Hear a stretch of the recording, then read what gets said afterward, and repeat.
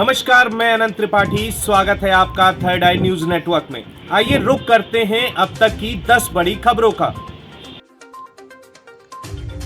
आज की पहली खबर राजस्थान से, जहां जयपुर में एनएसयूआई के स्थापना दिवस पर सीएम गहलोत ने की बड़ी घोषणा। अब राजस्थान का हर बच्चा बनेगा आईएएस और आईपीएस।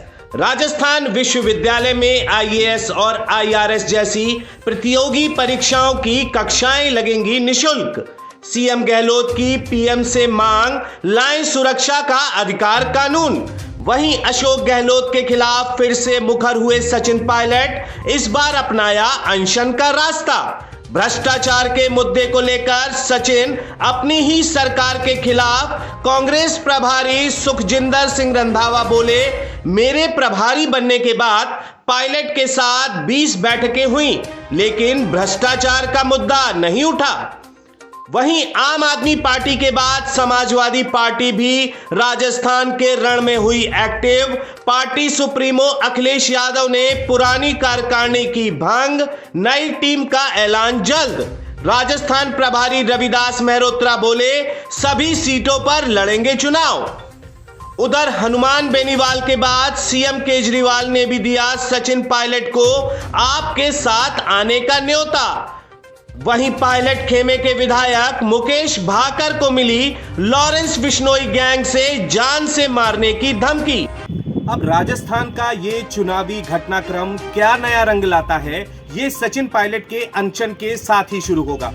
अब आइए रुक करते हैं दिल्ली की ओर, जहां दिल्ली की शिक्षा मंत्री आतिशी का स्कूलों को फरमान, किताबें यूनिफॉर्म खरीदने के लिए मजबूर किया तो खत्म होगी स्कूल की मान्यता।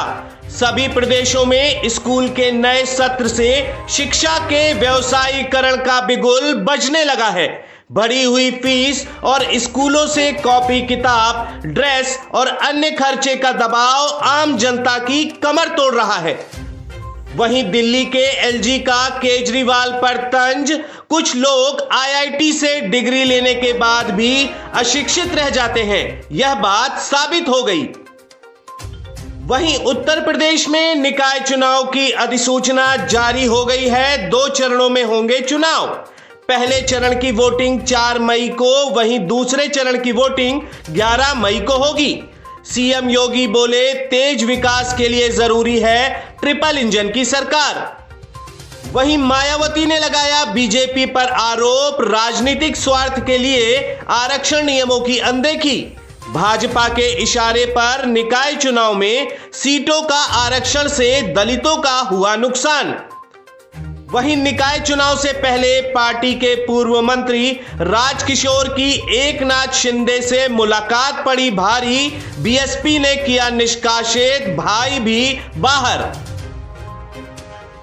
निठारी कांड में दर्जनों लड़कियों से दुष्कर्म व हत्या के आरोपी सुरेंद्र कोहली व मनिंदर सिंह पंडेर की इलाहाबाद हाई कोर्ट ने फांसी के खिलाफ फैसले पर सुनवाई 5 जुलाई तक टाली।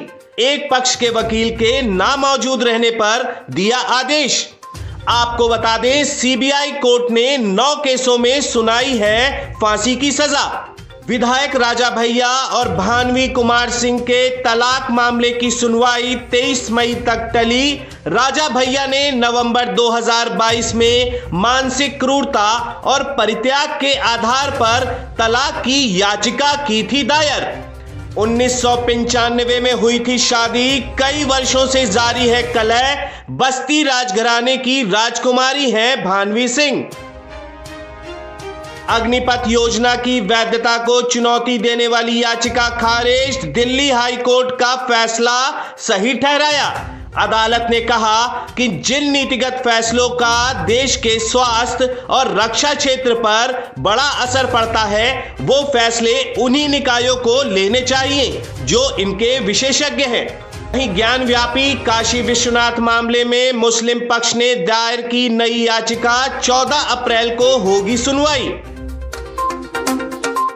बेलगाम होते कोरोना को लेकर स्वास्थ्य विभाग हरकत में। कोविड तैयारियों का पता लगाने के लिए आज देश भर में केंद्रीय स्वास्थ्य मंत्री के निर्देश पर आयोजित हो रही मॉक ड्रिल। केंद्रीय वित्त राज्य मंत्री का बड़ा ऐलान, सहारा में फंसी लोगों की जमा पूंजी वापस दिलाएगी सरकार। उन्होंने कहा, हाई कोर्ट ने आदेश दिया कि जो 5,000 करोड़ रुपए सेबी के पास जमा है, उसे क्लेम आने पर 9 महीनों के भीतर लोगों को लौटा दिया जाए। कंज्यूमर कोर्ट का बड़ा फैसला, ट्रेन में चोरी हो जाए सामान तो रेलवे जिम्मेदार, करनी होगी भरपाई। चंडीगढ़ स्टेट कंज्यूमर कमीशन ने ट्रेन यात्रियों के हक में सुनाया एक अहम फैसला। एक मामले में फैसले पर रेलवे को दिए निर्देश, देने होंगे 1 लाख रुपए। भारत के 4 दिवसीय दौरे पर पहुंची यूक्रेन की पहली उप विदेश मंत्री बोली, सच्चे विश्वगुरु के पास एक ही विकल्प, यूक्रेन का करे समर्थन। उनका भारत दौरे का मकसद रूस और यूक्रेन के बीच जारी जंग में भारत का यूक्रेन के लिए समर्थन हासिल करना है। तो ये थी अब तक की 10 बड़ी खबरें। देश विदेश की और भी ताजा तरीन खबरों के लिए जुड़े रहिए थर्ड आई न्यूज नेटवर्क के साथ। नजर सब पर।